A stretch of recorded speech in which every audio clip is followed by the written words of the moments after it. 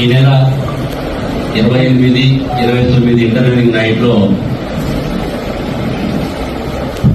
జీడిమెట్ట police station పరిధిలో ఉన్నటువంటి LL bar దగ్గర, బార్ రెస్టారెంట్ దగ్గర జరిగినటువంటి గొడవలో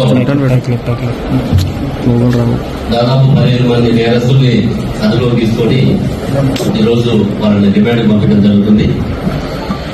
ఇందులో వివరాలు చూస్తే పూర్ణిమ, అజయ్ చంద్ర అండ్ గౌతమ్ వీళ్ళు ముగ్గురు కూడా మల్లంపేట నుంచి గాజుల రామారంలో వెళ్తున్న క్రమంలో వాళ్ళ బైక్ పెట్రోల్ అయిపోవడంతో ఐలాండ్ బార్ దగ్గర ఉన్నటువంటి వెహికల్ లో పెట్రోల్ తీసుకునేటువంటి క్రమంలో ఆ బార్ సంబంధించిన వాళ్ళు చూడడం, అడ్డగించిన క్రమంలో వీళ్ళు తిరగబడి వాళ్ళ మీద గొడవ పడడం.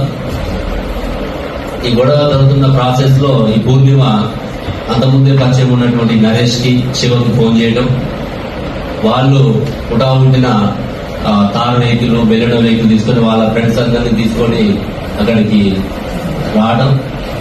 రావడంతో పాటు అప్పటికే నరేష్ దగ్గర ఉన్నటువంటి ఒక కంట్రీ మేడ్ పిస్టల్ ని, అనాథరైజ్డ్ గా లైసెన్స్ లేకుండా ఉన్నటువంటి పిస్టల్ ని అతని స్వాధీనంలో ఉంటుంది.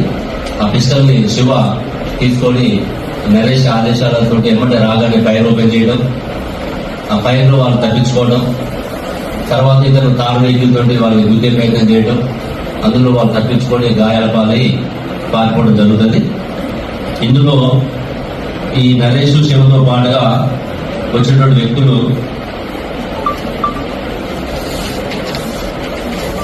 సోమెన్, శాంసన్, నరేందర్ మరియు ఉజ్వల్ వీళ్ళందరూ కూడా బెలూన్ వెహికల్ రావడం జరిగింది. నరేష్, శివ కారు వెహికల్ వస్తారు. అదేవిధంగా వీళ్ళతో పాటు ఈ ఒక నెల రోజుల క్రితమే, అంటే ఆగస్టు మంత్లో చెప్తున్నాడు, ఇక పూర్తిగా మనం సమాచారం తీసుకోవాల్సి ఉంది. ఇది పిస్టల్ బీహార్ పోయి అక్కడ అప్పటికే ఇక్కడ పనిచేసి మళ్ళీ బీహార్ వెళ్ళిపోయినటువంటి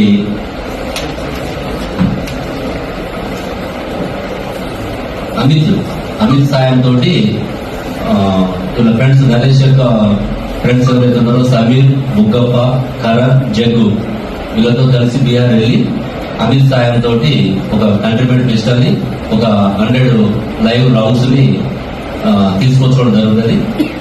అంటే అప్పటికే నరేష్ కొంచెం రియల్ ఎస్టేట్ లో వ్యాపారాలు చేయడం, అక్కడక్కడ ఇంకా ఆయన మీద నేర చరిత్ర బాగానే ఉన్నది. ఇప్పటికే మనకి దుండిగల్ పిఎస్ లో 4 కేసులు, సంగారెడ్డిలో 1 కేసు ఉన్నట్టుగా మనకి సమాచారం ఉంది. ఇవి కాకుండా ఇంకా కూడా నమోదు కానీ ఇంకా రెవెన్యూ, జిహెచ్ఎంసీ దగ్గర కూడా కొన్ని కంప్లైంట్స్ ఉన్నాయని తెలుస్తుంది. ఇవన్నీ కూడా మేము సేకరించి ఇతని మీద షీట్ ఓపెన్ చేయడము, అవసరమైతే పీడియాక్ పెట్టడం కూడా జరుగుతుంది. ఈ రోజు మనము వీళ్ళ దాదాపు 12 మందిని, ఎవరైతే ఫస్ట్ ఇనిషియల్ గా 3 కూడా పడ్డారు, ఆ తర్వాత నరేష్, శివతో పాటు 4 రావడం జరిగింది.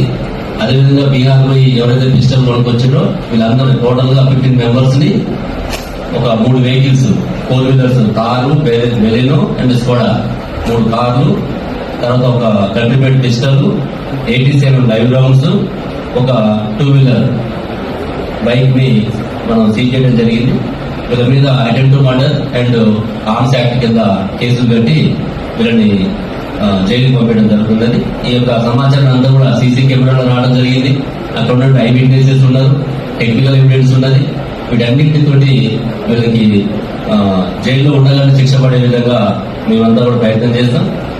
ఈ నరేష్ లాంటి వ్యక్తుల మీద చాలా కంప్లైంట్స్ వస్తున్నాయి. గత కొద్ది రోజులుగా చూస్తే ఇన్సిడెంట్ జరిగిన తర్వాత చూసి చాలా మంది బయటకు చెప్తున్నారు.